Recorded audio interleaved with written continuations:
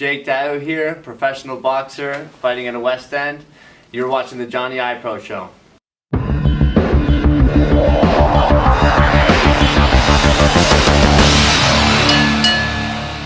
What's up, everybody? Welcome to the Johnny I Pro Show, and I have here no other than professional boxer Jake Daoust. Welcome to the studio. Yeah, thank you, brother. Nice for sure, to be here. it was a pleasure to have you for sure. Now, from Orangeville. Yes, sir. How was it growing up in Orangeville?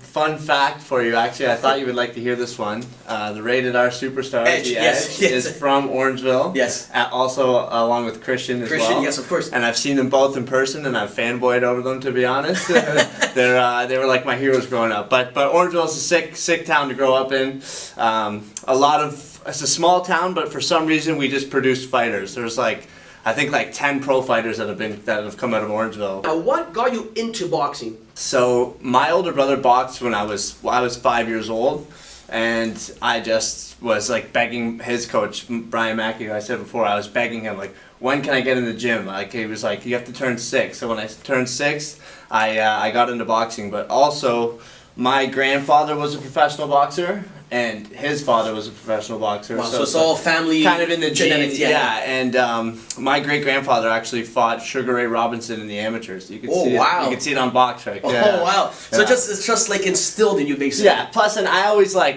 had a natural act of wanting to be the center of attention. Of course. And I mean, what better way to do that than fight? Now, I also seen as well, 10 years old, you had your first amateur fight. Yeah. Now, how was that? At 10 years old, you're just getting in there. Oh man, I remember my stomach was in a knot. I was so nervous, man.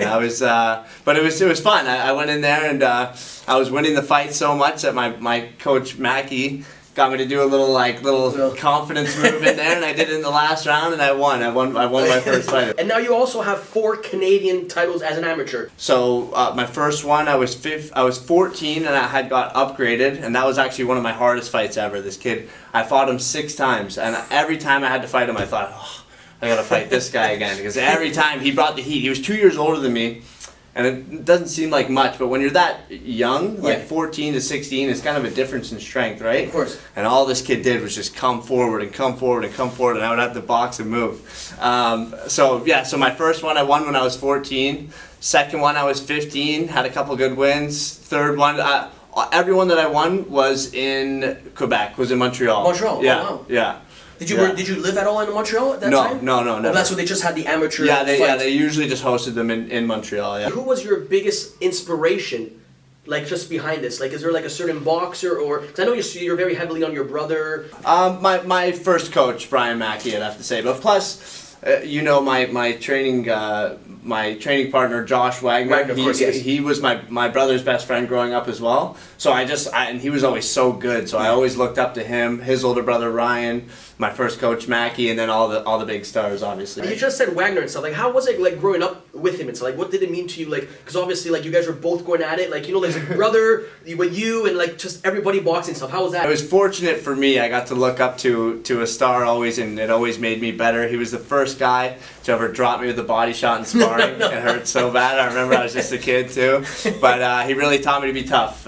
And my brother wasn't the easiest on me either. So it was I had 2 older brothers basically that would beat me up and get me tougher. Let's talk about Steve Bailey. As a trainer, I obviously praise him high and stuff because I think he's one of the best for sure. 100%. Right now, Steve Bailey, just in general as a trainer, what does he mean to you? Well, to make a good boxing coach, it's not only just being a boxing coach. He's also my life coach, my therapist, my boxing coach, my strength and conditioning coach. He listens for sure. He listens. My dietitian. He's everything all in one. And I don't know how he has so much time for so many fighters, but he makes it happen. And since I've started with him, I've turned into a whole new fighter, and I'm very blessed. I'm very grateful for the man himself, Stevie. And it shows for sure. Talk about the whole West End, as you see here, the West End gym, the culture. I call it the Avengers, but just the family in general. They have you, Josh, Ryan, Lucas in general. How is it in that atmosphere? Just with everybody. Everything. Yeah. Since I've started there, I've learned to really, really love boxing again, because I'm just again, so blessed to be around all those names that you said. They're all so good. Yeah, exactly. And they all make me better, and I hope that we all make each other better. So it's what a vibe in there, man. I'm so lucky, so happy. How about training camp for you and stuff? Like, how was training camp, like, going in there with Stevie and stuff? Is it, like, hard on you? Like, how does it work? Like, 'cause I can imagine, I've seen some stuff live, like, he doesn't, like... It's hard, man. When I'm in camp, like, I always think to myself, oh, I can't wait for this to be over. But then when it's over, I'm like, oh, I want to get back into it again. You know what? My hands are sore, my legs are sore, I'm tired all the time, but ultimately, I love it. Your favorite fighters growing up? Doesn't have to be top 2, top 3, just in general. Like, your favorite fighters growing up? I always loved to watch Evander Holyfield. It's always exciting. Sugar Ray Leonard. Sugar Ray was so pretty, man. But it's hard because boxing is so, each fighter is so unique to their own thing. Their own style and everything. Yeah, so it's like there's so many different names that just went through my head. Like, I'm trying to think here. Hagler, he was like that whole era of like the old school boxing. Yeah, for sure. Yeah, like everybody had their own, like, I would say not flavor but style for sure. Yeah, exactly. Yeah. Like your most memorable fight, your whole career right now. Like, how many fights have you been in? Like, what's your most memorable fight that just stands out? Like, that was my favorite fight. So I had 90 fights as an amateur. Wow. And I was 7 as a pro. I am gonna have to say. It was my 4th pro fight. I fought in Cape Breton on the Riziki undercard, and I fought on my 24th birthday.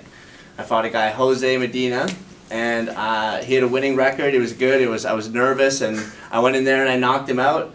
And then after I knocked him out, the crowd got me back in the ring, and they all sang "Happy Birthday" to me. Like, is it your birthday 4,000 people there. Yeah, no way. It was unreal. No it was like way. a moment that I will take. Does it get better than that? Yeah, a moment I'll take to the grave for and sure. like you see, we just said right there, keyword nerves and stuff. Like, how do you handle like the pressure, like going into like the expectation and all that stuff, like as a professional athlete? You just gotta you gotta like work on it. Kind of, you're always thinking about it. You know, like, I don't know if you ever experienced when you were in elementary school or something, a kid says, me and you were fighting after school. Yeah. So you're thinking about that whole day, you're like, oh, yes, exactly. So for fighters, it's like you're doing that, but it's all training camps. Yeah. You're always and you think just about your opponent the whole time. Yeah, for sure. Thinking about, like, and you try to just imagine exactly how it's going to go. And honestly, just repetition, just keep doing it. The more you do it, the better. The more comfortable you get in there. But always nervous. Yeah, for sure. You can't not be nervous. It's good. Sometimes you get the good jitters, nerves. It's just natural. That's just how it is. Everybody has like their setbacks, like, and losses and stuff. Like, how do you deal with it? Do you take it like hard? Oh my God, the hardest. I can imagine. Yeah. Especially fighting, it's so humiliating because it's a one-on-one, right? You have yourself to blame. That's what's interesting about boxing is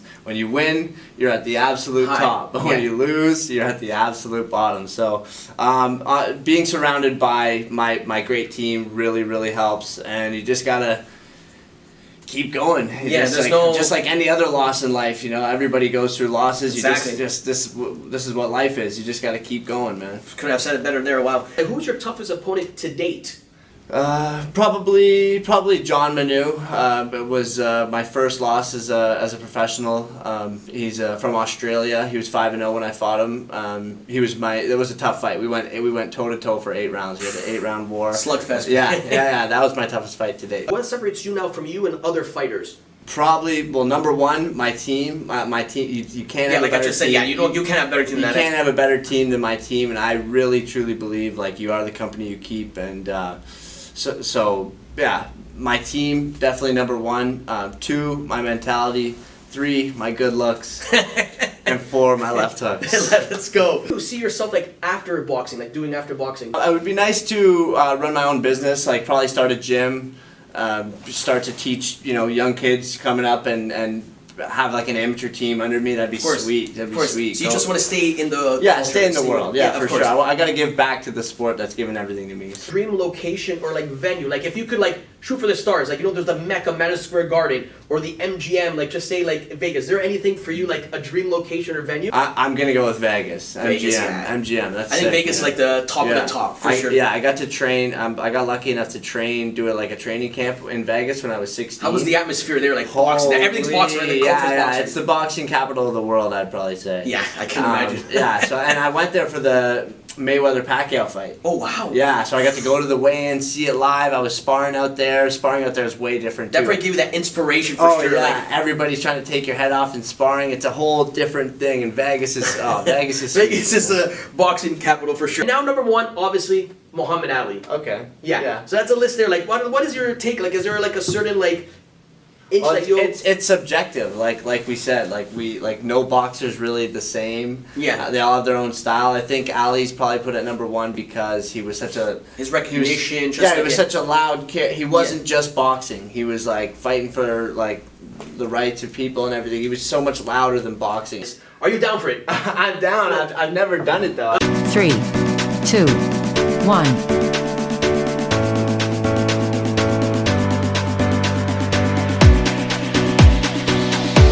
It's all set and done.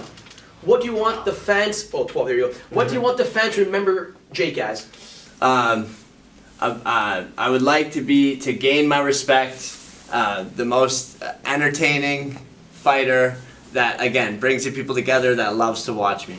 Professional boxer Jake Daoust is in the building. Thank you so much. Thank Your you, next brother. fight, you're gonna look forward to February? Yes, sir. February Guys, the Hammer. one of the best.